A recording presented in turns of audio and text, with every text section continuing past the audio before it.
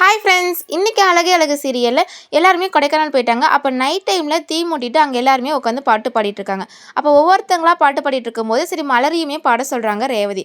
மலர் வந்து எனக்கு ரொம்ப பயமாக இருக்குது, வெக்கமாக இருக்குன்னு சொல்கிறாங்க. ஆனால் ரொம்ப ஃபோர்ஸ் பண்ணி அவங்களையுமே பாட வைக்கிறாங்க. அவ்வளோ சூப்பராக பாடுறாங்க. மலரோட ஹஸ்பண்டுக்கே அப்போ தான் தெரியும், நீ இவ்வளோ அழகாக பாடுவியா அப்படிங்கிற மாதிரி. சுரேஷ்மே வீடியோலாம் எடுத்துகிட்டு இருப்பாங்க. மதி வந்து ரொம்பவுமே நீங்கள் சூப்பராக பாடினீங்கக்கா அப்படின்னு சொல்லிட்டு ரொம்பவுமே அப்ரிஷியேட் பண்ணுவாங்க. மலருக்கு ஒரே வெக்கமாக இருக்கும்.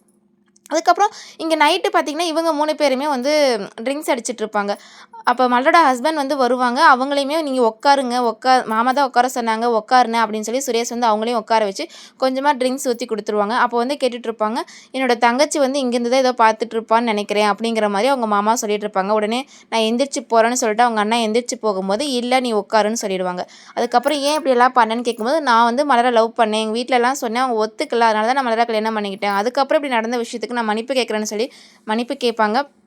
ஆனால் நான் உன் தங்கச்சி நல்லா தானே பார்த்துக்கிறேங்கிற மாதிரி அவங்க மாமா சொல்லும்போது, இல்லை நீங்கள் ரொம்பவுமே கொடுமை தான் படுத்துறீங்கன்னு சொல்லி அவங்களே சொல்லிடுவாங்க. இவங்க கோவம் வச்சு ரூமுக்கு போயிடுவாங்க.